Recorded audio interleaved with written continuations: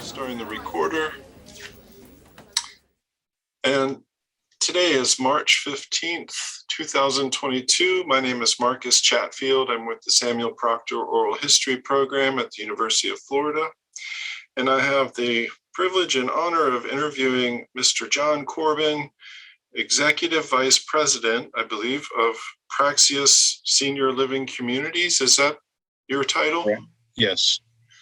Wonderful. Thanks so much for making time to interview today. And I wonder if we could start with where you were born and where you grew up. Okay. So good afternoon, Jon Corbin. Was actually born in Florida, so there aren't too many native Floridians around, but was born in the Cocoa Beach area. Moved up to Jacksonville, Florida as a young child, 3-ish, and grew up in the Jacksonville area. Went to high school in Jacksonville and attended Jacksonville University. So I'm not a Gator, I'm a JU Dolphin. And went to JU for both my undergraduate degree, which was in finance. And then after the finance degree, I went on to a MBA at Jacksonville University as well. So graduated with a master's and undergraduate degree in finance from Jacksonville University. And really out of that MBA program, started an internship with a company that evolved into what I do today. So, have been in the business of senior housing from the very beginnings of my career 35 years ago. So I, out of the MBA program, joined a company called Underwood Newhouse. And that was started as an internship program and turned into a job. And Underwood had a division in Jacksonville called the Continuing Care Finance Group. And that group specialized in financing for continuing care retirement communities, now more known as life plan communities, which is what OHOP at the University of Florida is. And early in the career, Underwood, it was a Houston, Texas-based investment banking firm, and it actually sold out to a larger investment banking firm in 1989, and they were primarily interested in the trading desk and the brokerage desk in Houston. And we were in Jacksonville and had a number of senior housing clients primarily focused on the entrance fee model of senior housing like OHOP. And in 1989, we took the Jacksonville office of Underwood Newhouse and formed a company called Force Financial. And that entity that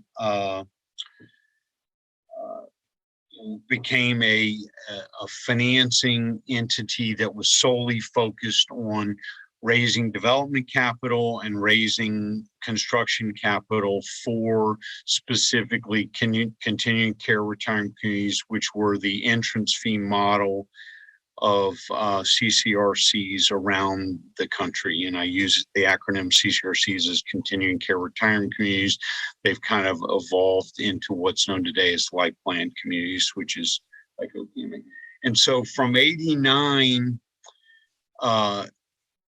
to for about 10 years, we did primarily capital raising for these types of projects, very specific to entrance fee model, continuing care retirement communities, and then and help a lot of different not-for-profit organizations grow, fulfill their missions. A lot of them that will, when we get into OCAM, we'll talk about, that just have a dream about serving seniors in their market segment. And many were churches, religious affiliated organizations, actually worked with several retired military officer groups. We did, and I think over that period of time, we did 17 startup communities around the United States, all the way from Seattle, Washington, to Northern California, to New Jersey, to several in Florida. And that was our niche, was helping communities grow entrance fee model, continuing care retirement communities. And many times just did seven different retired military, where it was just a group of retired military officers that wanted to serve their constituents in their primary market area, and just had a dream and a vision, but no idea how to get from start to, financing construction to opening a community through to the end of the vision. It was just a vision, and then we were the company that came in and helped them figure out how to block and tackle and achieve their vision. So we did that for about 13 years, and then later formed in 1997 a company called Asbury Development and Management, which was our first development company. We primarily focused on financing, and we decided we really need to form a development company that can employ additional resources and help organizations do more of the development of these organizations. And that was the original organization that started with OCAMIC back in its early kind of formation days. And so we formed Asbury Development Management, and that Asbury entity later became Praxius, which is our company today. It some transition of ownership and a new name change that happened in 2003, and the Praxius organization became Asbury Development became Praxius in 2003, and we're nearing our 20-year history as Praxius next year. So early days, I think it was around 1996, 97, Force Financial and Asbury Development Management started discussions with the University of Florida about serving their constituents in a senior housing type development. And obviously, go ahead, Marcus. I've been wanting to ask, I wanted to back up a little bit, because you said that for your whole career, you've been focused on senior living communities. And I wonder, at what point in your education did you realize that's what you wanted to do? Well, and why did you, why focus on retirement communities? I think it had just evolved that way, Marcus, where, as a finance major, I came out and joined a traditional investment banking firm. And then, pretty quickly that firm was bought out and related, the client base we had, we felt good about forming our own organization, 33 years ago, Force Financial, that's kind of evolved and grown and formed additional organizations. So originally it was traditional investment banking, but helping not-for-profit communities. And those communities had access to, as a 501c3 not-for-profit corporation, you could access the tax-exempt bond markets to fund capital projects. And so we would basically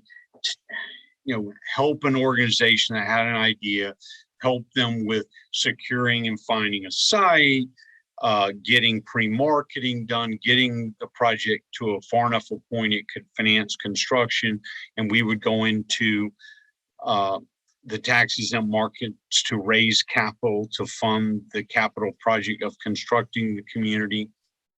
And then, as things evolve in business where, entities like ours were paid development fees to help a project develop, and it became where lending institution didn't just want to pay you to pre-develop and get a project constructed and open, which is more development.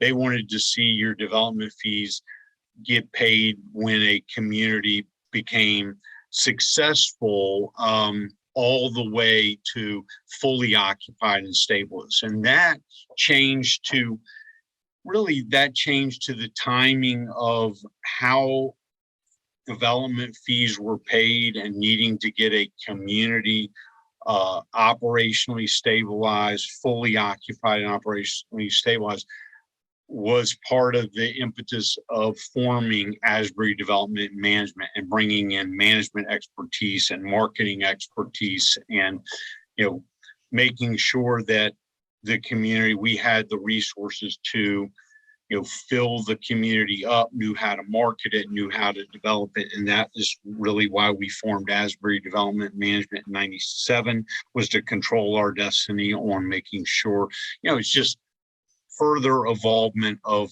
success, what defines success for the community. And originally we were more of a, we're going to help you achieve your vision, get this project financed, capitalized, and built for you. And it evolved into full development and marketing services as well. And for OHOP, our organization basically provided development, financing, marketing, and management. And we actually managed the OHOP community for about 15 years before they made a decision, I think at the end of 2016, to just self-manage through the employment of executive director. So okay. I think it just evolved that way for me. It was a finance job. We spent 13, 14 years financing projects, and then later in the 35-year career, we formed additional entities to provide these other services, and of course hired some really good, talented people, and I learned a lot from them as well in areas outside of my expertise about marketing and management and development and finance. So yeah, okay. So the other types of CCRCs that you mentioned, I think you said military communities, retirement communities, and religious too, did you say? Yeah, and some were just straight community groups that had a vision for bringing a senior housing development to their neighborhood that didn't have any direct affiliations with anybody, and just felt they had a good primary market area. It was a service that was lacking.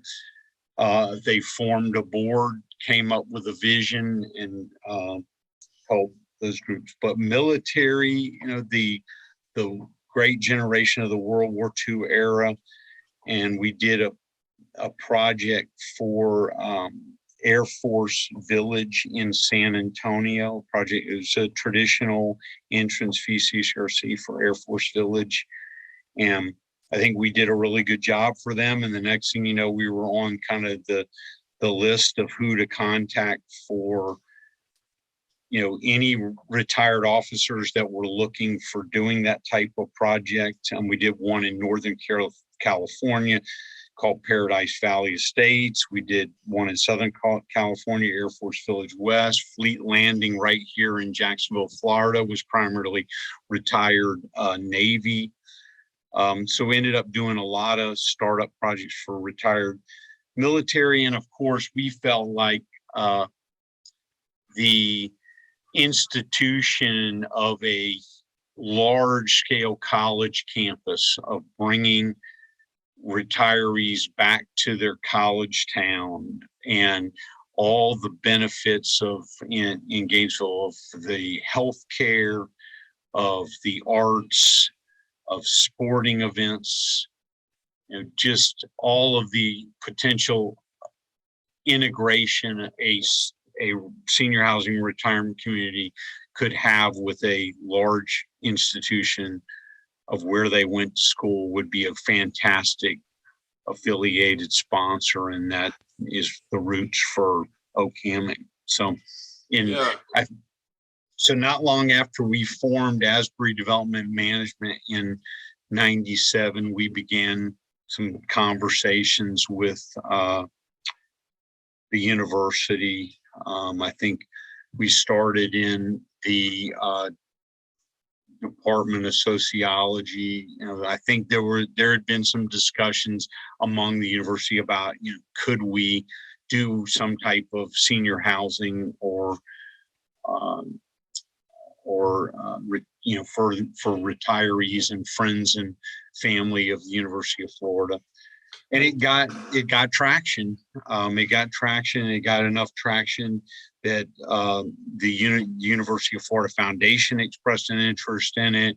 And ultimately, you probably know the story of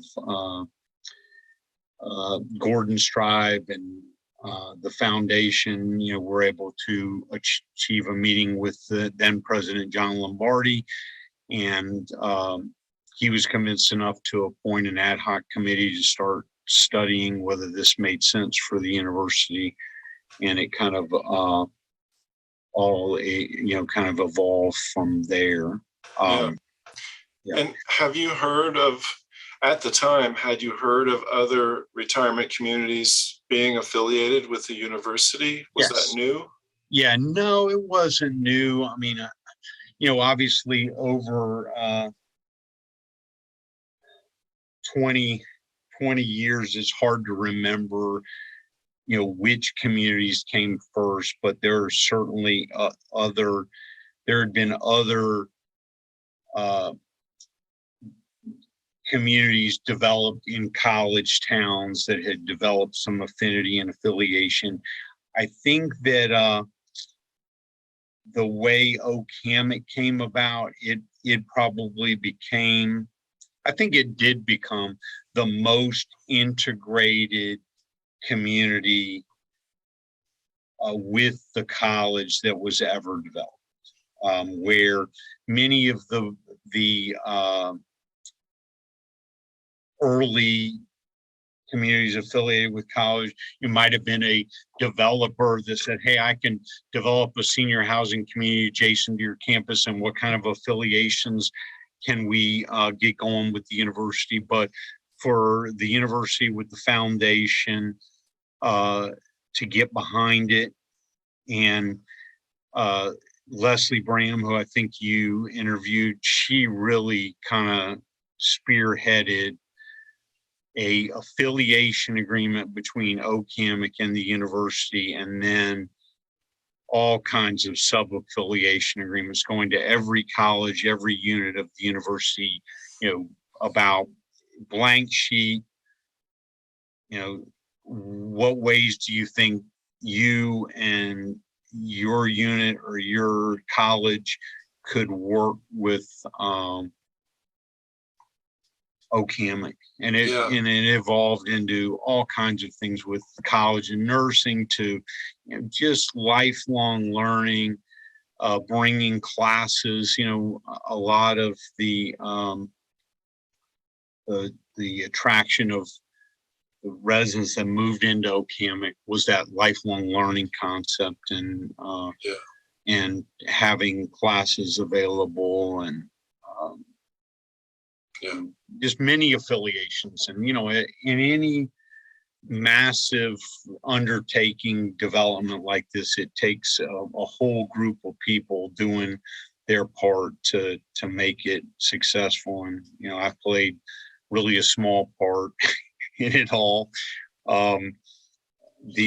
Matt Weaver, who I think you interviewed, was with our firm during that era and was one of the primary points of contact with the university and the foundation during the development. So he's got a lot of good stories and history of Hammock. Yeah. And so go ahead, Marcus. Well, when you first heard of the idea, did it just seem obviously feasible? No, it wasn't. I would say the number one question we had was, would retired UF and or friends, retired faculty, retired alumni, would they move back to Gainesville, Florida? That was the big question, because in most every one of our projects, and 17 startups, and we had done 17 startups, and to this day, really during the early years of those communities, they were all successful. And by and large, the number one thing you wanted to answer was, is the primary market area of age and income qualified that could move into your community deep enough to support this community? And of course, Gainesville was nowhere close. I can't remember exact numbers, but normally you would get 85% within 15 miles of your community, right out of your primary market area. And I think the Hammock project was probably 25 to 30%, and we were banking on people coming back to Gainesville, Florida. And that was the big question mark with early market feasibility. Would this have enough appeal to the broader United States market or the Southeast that friends of the university would come back and live in Gainesville? And and that's why one of the first things achieved was a member of supporter of the foundation, Frank Duckworth, gave some seed capital to do market research and really study, and we spent a lot of time, doing surveys, market research to get a feel, would they move back to Gainesville? So it wasn't, right out of the gate, this is going to be a home run, before we did research and our homework. But after market research, we really felt like, yes, they would come back, they would move to Gainesville, and that this community could be super successful with all of those affiliations. Yeah. And so how long did it take to do that marketing research and to get a clear idea that the gamble would be worth it, or that you felt confident? Yeah, thinking back, so the steps were first just basic market research and doing market surveys. That was probably 3 or 4 months. And then we ran collectively with the foundation a preliminary, like fully refundable, but we called it a priority deposit to get before you knew where final prices were going to be. Would you be interested in this community? And don't remember exact numbers, but that was a successful campaign that gave us the confidence to move forward with the next step, which was then identifying sites, financially modeling, establishing pricing, and ultimately you set your entrance fees, you set your monthly fees, and then you go to full-blown marketing of a community with a 10% deposit, architectural design, what you're delivering, unit floor plans and, prices, and, that they can make an informed decision of, yes, I know it's got to be built, but I'll move there and this is my entrance fee, and put a 10% deposit down. And, I think you have to achieve 50%, and we pushed it all the way to 70% of the units were reserved with 10% deposits before we finance the start of construction. So, pretty sold out before you're actually financing the construction of the community. And the financing of the construction of the community was about $130 million as a startup. I think it was 107.5 million senior financing, and 20 million of loans and subordinate financing to, quote, create equity. Yeah. I think one of the big benefits Force Financial provided to Oak Hammock was we really spent a lot of time financing projects, and we spent a lot of time educating bank lending. So the two traditional sources of capital were tax exempt, non-rated tax exempt financing, or working with banks and using letters of credit to finance your project. And also, Oak Hammock was financed in October 2002. So, that was a year that was difficult for financing. That we had just gone through one of our nation's great tragedies of 9/11, which caused, financial market concerns. September of 01, and so it made projects more difficult to finance. But Oak Hammock, with its great affiliation with the university, we were able to achieve financing backed by banks, and that cost of capital was in the 5.5%, 5.75% versus non-rated financing, probably 8%. At the time. And so a couple percent on $100 million is a couple $1 million of interest expense saving in your most critical startup years. So, that helps a lot. And, of course, as a not-for-profit community, Oak Hammock's part of their mission is to deliver a high quality of service at the lowest fees they can. Obviously, there's you have to have margin to have mission, but that's part of the objective. So if you can lower your cost of capital in those early years, and they were able to do that. Of course, then later in Oak Hammock's career, or all of its life, 2008 financial collapse, and all of that world kind of blew up again.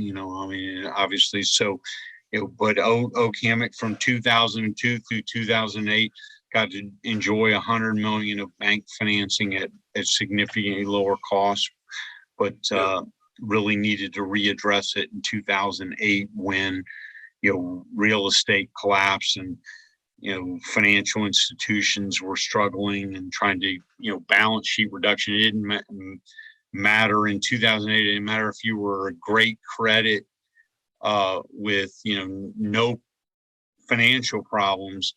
Banks were trying to get you off their balance sheet and not extend your loans. So when loans came due, we had to find other sources of capital in the 08 era. But it was a super successful financing back in 2002, even in a difficult financing market after 9/11, 2001. So, and that was primarily because of the university affiliation, you think? That and Force Financial that was our one of our strengths is knew continuing care retirement communities, what made them successful, how they were financed.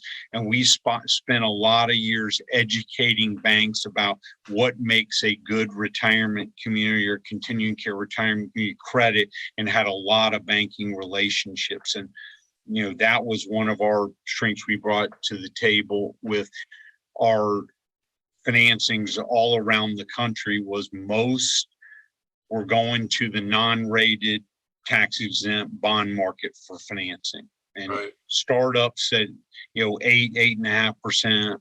Like, there's got to be a more economical way to get a startup finance, and we would utilize bank letters of credit where the buyer of the debt was buying based on a guarantee from the bank.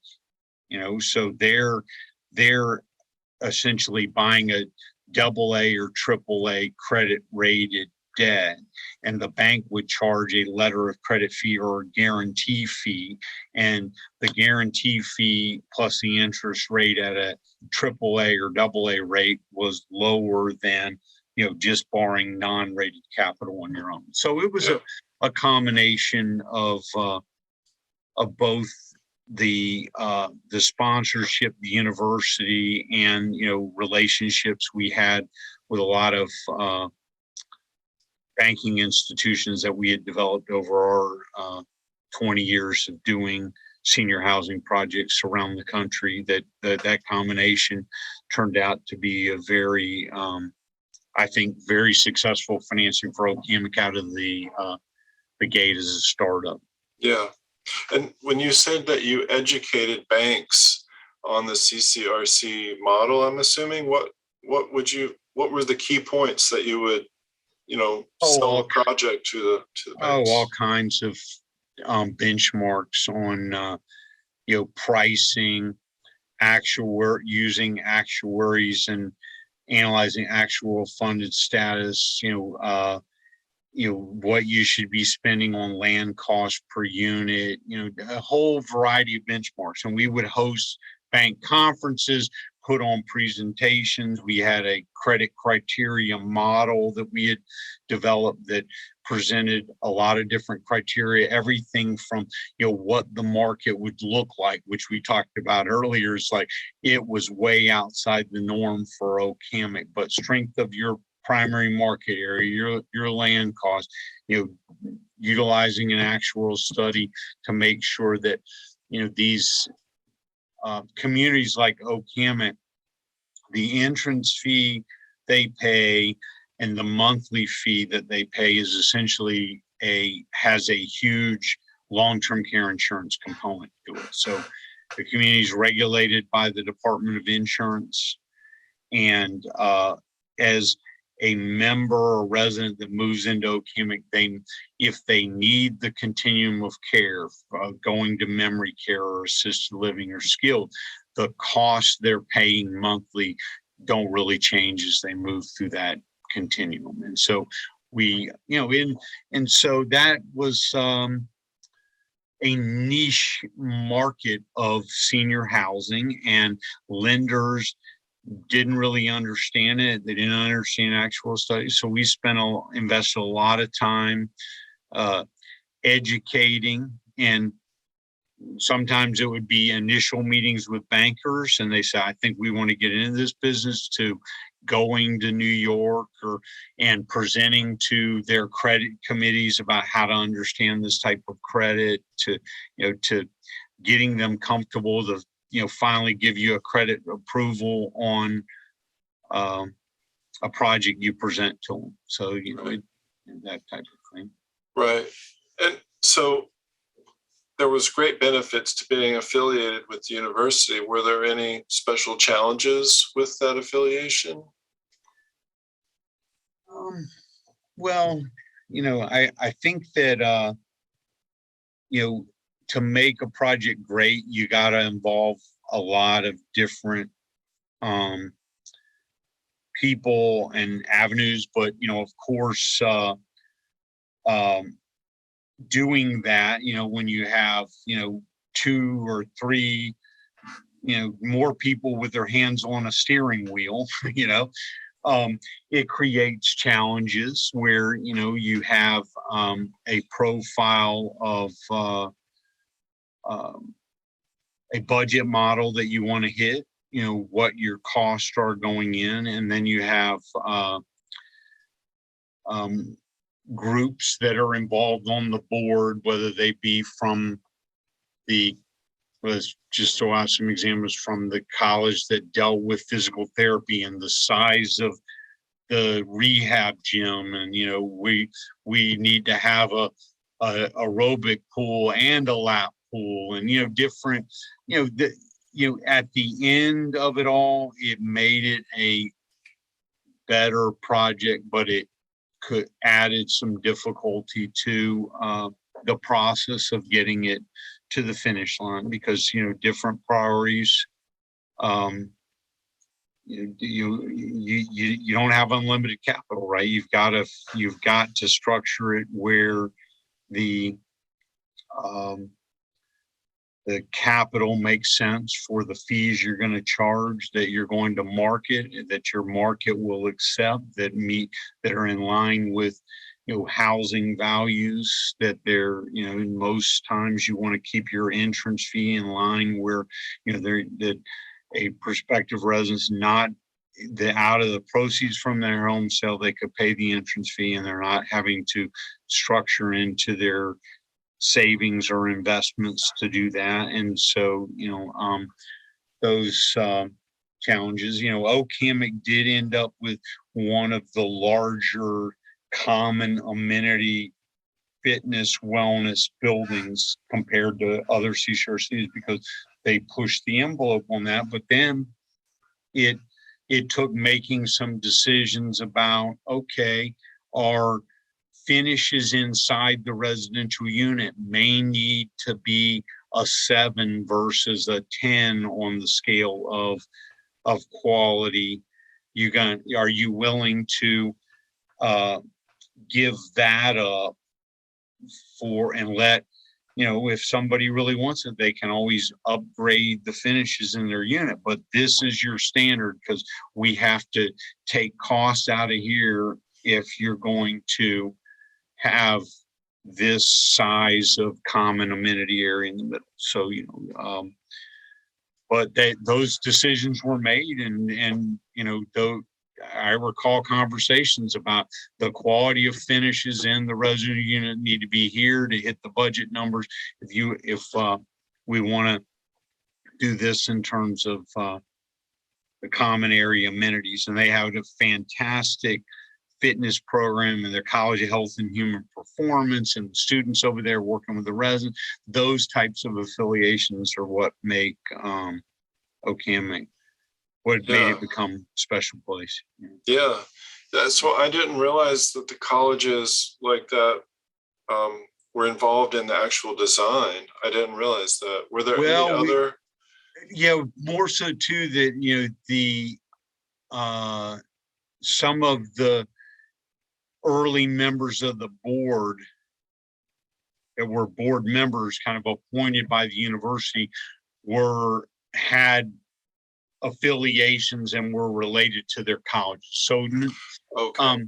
But I do, even with that, there were in the process of affiliations of, okay, for instance, Oak Hammock, I think, was the first community that I ever worked with that put a dental suite in its commons area, so that the College of Dentistry could come over there and do cleanings and all that. And so,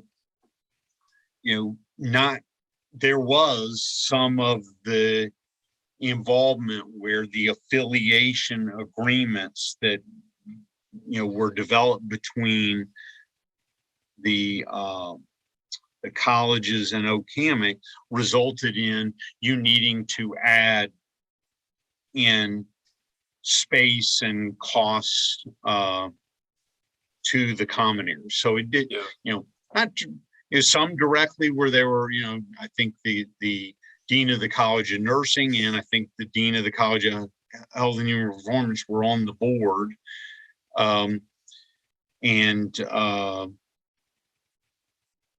Others just through kind of affiliation agreements resulted in design additions that you have to figure out how you're going to pay for. Yeah. And so after OHOP was up and running, were there other opportunities to do the same university affiliated CCRC in Florida? Were there any other universities that wanted to do that? Yes. And we, it really kind of all blew up, Marcus, in 2008, where, so after University of Florida, University of South Florida wanted to do one in St. Petersburg, Florida State University wanted to do one over in Tallahassee. They kind of got the vision going, and those communities kind of, the ability to finance a not-for-profit startup like OHOP did after 2008 just became non-existent. And that went on for a long period of time and may just be a little bit in today's world healing. But you really haven't seen any new really communities done in the state, even overall, without a substantial sponsor resource bagger that was willing to put quite a bit of equity in to achieve the financing. I mean, these are 150 today's world, probably $200+ million projects, and just very difficult to finance a startup. So what you've seen is more continuing care retirement communities expanding and growing than new communities being developed, just because of the amount of risk capital and the amount of capital it takes and how difficult it is to get it done. So yeah, we thought it was going to evolve into other universities doing it, but it really hasn't materialized, more because of capital markets than anything else. Oh, that's really interesting. And so is there kind of a minimum size that this model requires before it can work? Yeah, I mean, it depends on, the sponsor and whether you're putting in equity, and that doesn't have capital with it. But we always had a profile of, around 220 to 250 was kind of the minimum range in terms of residential living. All right. And then we would use actuarial studies to size the amount of assisted memory and skilled you need based on the number of independent you have. So really it wasn't a perspective of we're going to be constantly marketing our skilled nursing or assisted to direct admissions, that we really were setting up 250 apartments with a couple ratio of 50% is going to produce 400 people. How many assistive memory skilled do you need to support them long term? And of course, everyone moves into the apartments healthy, so you initially fill up your assisted and memory care and skill with direct admissions, but ultimately it's supposed to support the resident population that live there. So if you do expand and add 100 apartments at OHOP, you would certainly need to grow all of your care levels. And really, the community does have a master plan that could add more independent, more cottages and villas, and has a master plan as to its ability to expand assisted and skilled as well. So, Yeah. Well, that sounds really complicated, figuring out how many people with each stage of life care that's needed. yeah. Yeah, it is more of a guess, where actuaries can actually do a pretty good job of telling you total long-term care needs. They really struggle with telling you, and the market moves over the years too. You know, I mean, obviously, 20 years ago, you know, the traditional skilled nursing resident is not the skilled nursing resident of today. That many people that were in skilled nursing before are now being served in assisted living, and they've expanded licensure requirements and changed those so you can provide more care services in assisted living.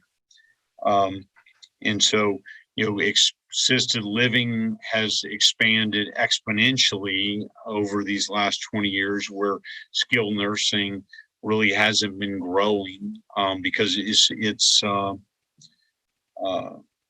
mix of the type of residents that's there is kind of been able to serve in, you know, and as it should, the market is telling you, and you want to serve a member that needs care in the most residential environment that they can be in, right? Try to keep them in their independent living unit as long as you can, and then in an assisted living that's kind of supportive services and assistance with activities of daily living, but still in a home-like environment, and only going to skilled nursing if you absolutely need to. Yeah. And so you mentioned how there hasn't been that many new construction. It's more of existing communities expanding. And I wonder how I'm wondering if it would be just a whole different set of challenges to create this university affiliated model with an existing retirement community, or is it something that just has to start from scratch? Would there be, I'm just wondering if there would be unusual challenges trying to convert, you know, a retirement community to have a university affiliation after it's already been established. Right. Yeah.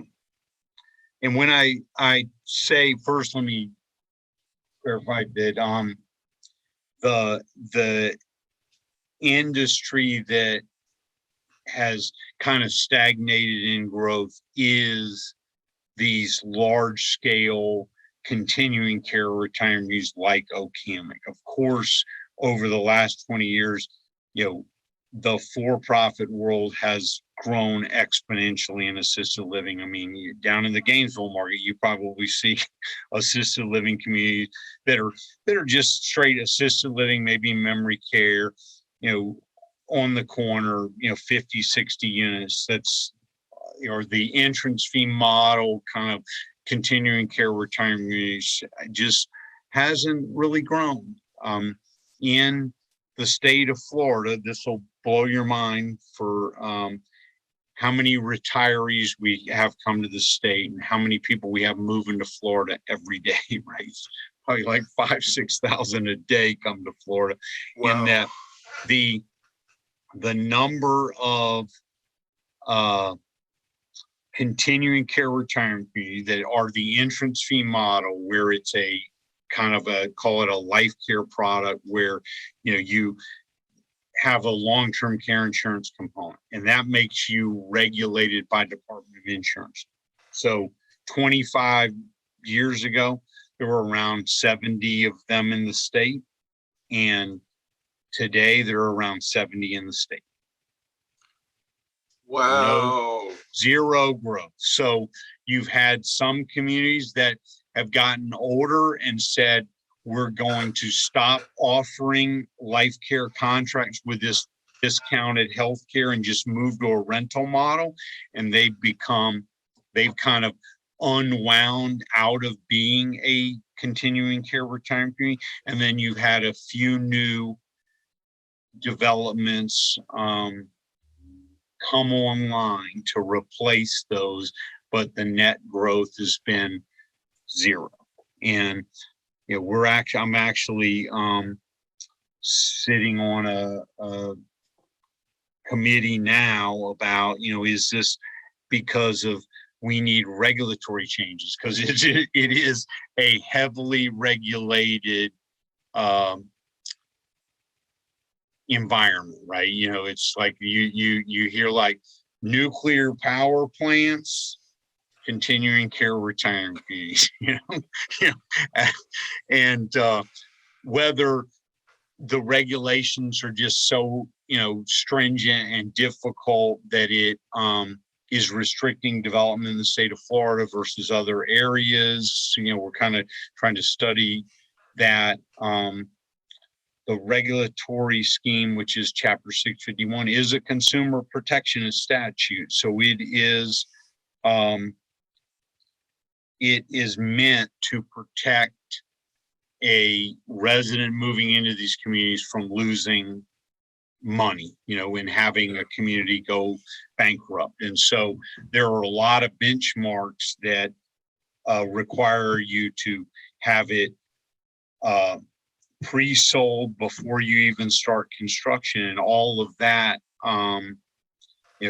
albeit good, because if you've got it 70% pre-sold before you start construction, the probabilities for success of that community are pretty good.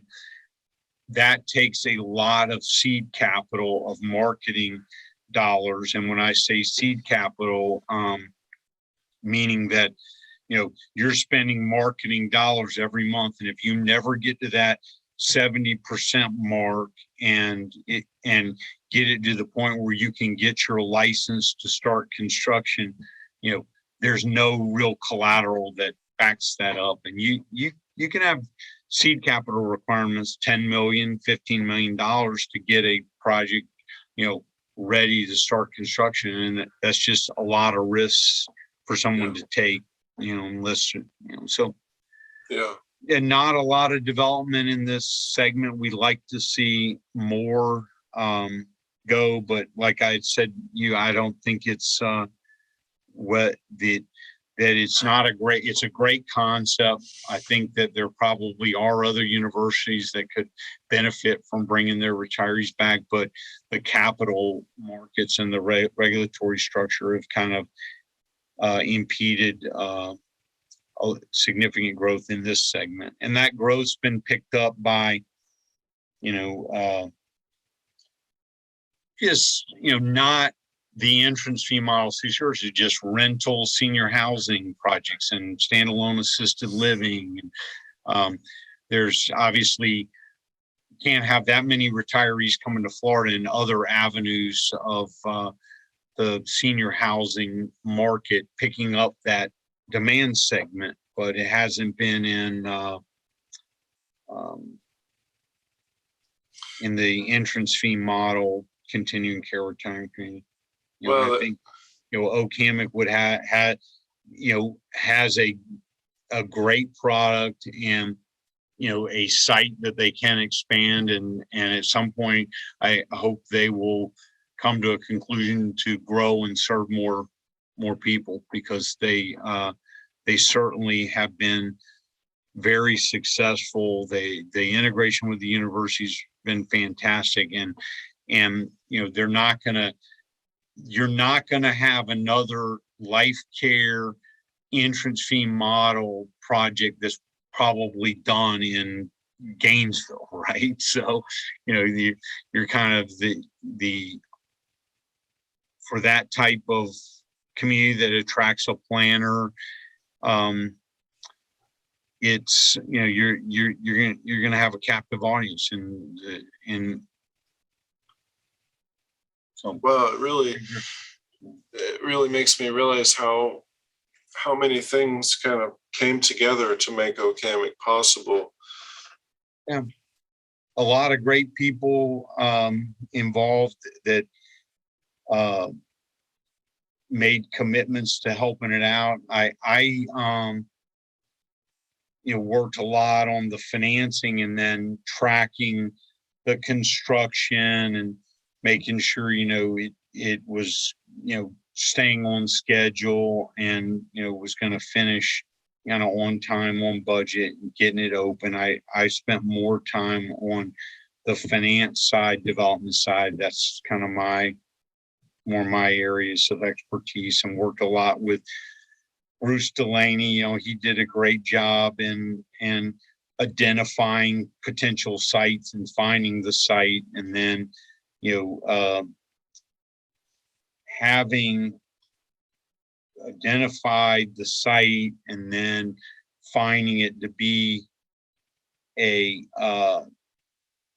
hammock of oaks, and then giving the community the oak hammock name, and then retaining that after the development by being very careful of doing tree surveys and how are we going to lay this in and maintain as many of the oaks in this area as we can. That, to me, that makes a fantastic project where you see a lot of developers just clear everything, build your building, replant landscaping.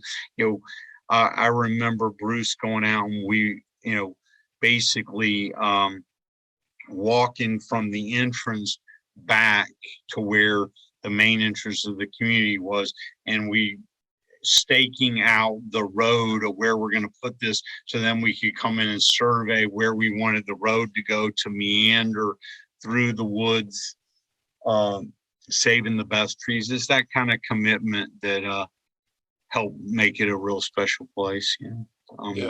Those kind of things. And Leslie Bram and her getting really behind the foundation, and really spent a lot of time with all the colleges and units of the university, and dreaming about, okay, what would make your college better and what would make Oak Hammock better were avenues that made it a great place. It seems really special. Well, wrapping up, is there anything in particular that is important to you about this history that we didn't discuss yet? No, I actually, we also, our organization helped them in 2014. We did about a $10 million financing and helped them as well later in their development. And we did the expansion of the skilled nursing, and made that a better place. I mean, believe it or not, back in 2002, it was the skilled nursing environment was more common to have centralized bathing areas and no, showers in the room. And even just between 2002, now that community was being designed, in the early 2000s, but by 15 years later, the demand was for, there should be a shower in every resident room. And so that was an interesting project we did in 2004 when we did expanded skilled nursing, but we also went back and renovated the entire skilled nursing area and added showers to every room and created zones, and had skilled nursing residents living there with us and getting through all that. And I thought we were going to get many complaints and about what a misery it was living through that, and it turned out fantastic. And so we basically reinvented the entire skilled nursing facility in 2014, and did that as well, and grew assisted living, a small assisted living expansion at that same time. So it's been a it was great to work with Hammock through a lot of these years. And, I think that there's many people that are, should be proud of, contributing small pieces to the success of that. And, we certainly contributed our, piece to the success of it as well. And, but it takes a village to, make it a great community. And I think Hammock's certainly done that. Yeah. Wow, I didn't know about the expansion and the renovation. So yeah, I'm glad you mentioned that. Yeah, that does sound interesting project. The skilled nursing was shaped like a W, and I had 40 beds. And one of the things, this is somewhat mundane, but in Florida you have community beds and sheltered beds. So a CCRC is entitled to get sheltered beds. Community beds, you got to compete for a CON. And community beds are really only available after 5 years of operation. They're only available to your continuing care retirement community residents. And so in 2004, there had been a moratorium, as I was talking to you earlier about the fact that skilled nursing really hadn't developed and all assisted living has exploded, that Florida had a moratorium on skilled nursing beds for like a decade, right? Where, you had to have a CON to build skilled nursing. And what is CON? I'm sorry. Certificate of Need. Oh, so okay. Like a certificate of need. So Florida controls whether you can build hospital beds or skilled nursing beds through the state of Florida, where you have to apply for a certificate of need, right? And they do kind of population analysis, census analysis to certain areas, and determine whether there's a need for additional hospital beds or additional skilled nursing beds in a market. And in 2004, after 10 years of having a moratorium where, no new skilled beds were built in the state of Florida for like a decade, right? And they opened up a window, and Alachua County was an area where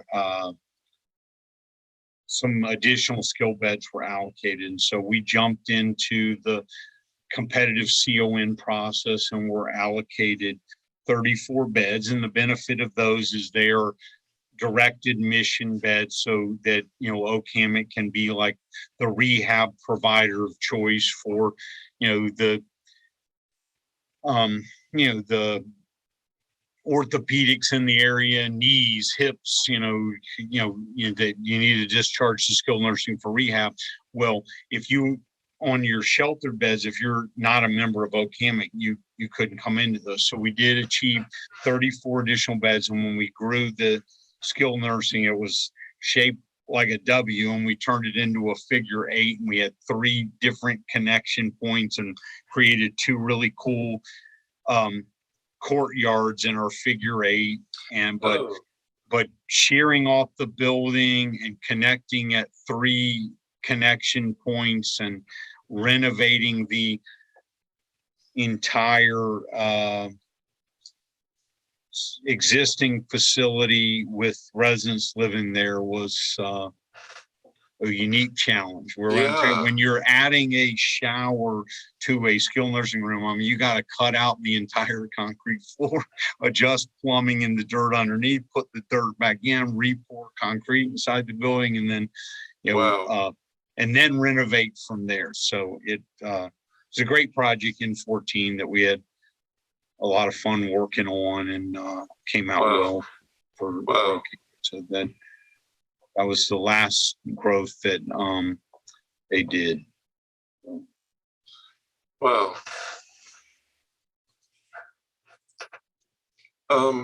Is there anything in particularly satisfying about the project? Oh, no. I mean, I just glad to have been a part of it. Yeah. Yeah. It was a great project. Glad to have played a part in it. I think it's going to be a great community for, residents for many years to come. Glad I got to play a part in its history and development. And thanks for reaching out to me for a brief interview. Well, thank you. And unless you have anything else, I'll just go ahead and stop the recorder. Okay.